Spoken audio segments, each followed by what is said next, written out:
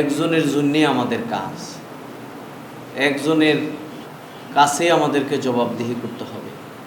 একজনের কাছ থেকে আমরা আসছি, সব আমাদের একজন, তিনি হচ্ছেন আমাদের মহান পরওয়ারদিগার, আমাদের ইলাহ। এজন্যে তিনি আমাদের যাবতীয় সব কিছুর তদারককারী। তিনি আমাদের কল্যাণ ও কল্যাণ একমাত্র তার থেকে নির্ধারিত হয়। এবং দুনিয়ার সব মানুষ যদি জানা যায় যে আমাদের পক্ষে আছে, কিন্তু একজন আমাদের বিপক্ষে, তাহলে কিন্তু আমাদের কপাল খারাপ, তাহলে আমাদের কোনো লাভ নাই, তাহলে আমরা সফল হইতে পারবো না।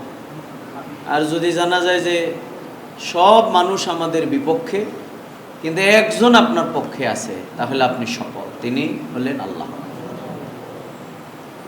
তাইলে এই বিশ্বাস এবং আস্থা, এটাই হচ্ছে আমাদের মুমিনের মৌলিক আকীদা।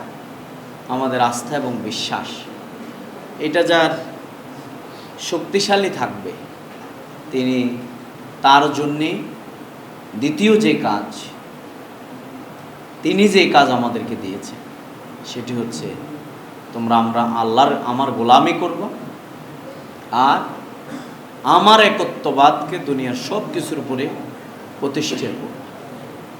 তাহলে গোলামি হলো কার? আর খেলাফত প্রতিষ্ঠা করতে হবে কার? তাইলে আমাদের কাজ কয়টা?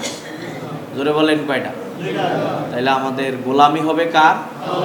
কোন কোন ক্ষেত্রে? সর্বক্ষেত্রে গোলামি হবে কার?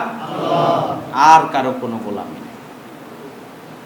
যদি আমরা কারো আনুগত্য করি, তাহলে কি জন্য করব?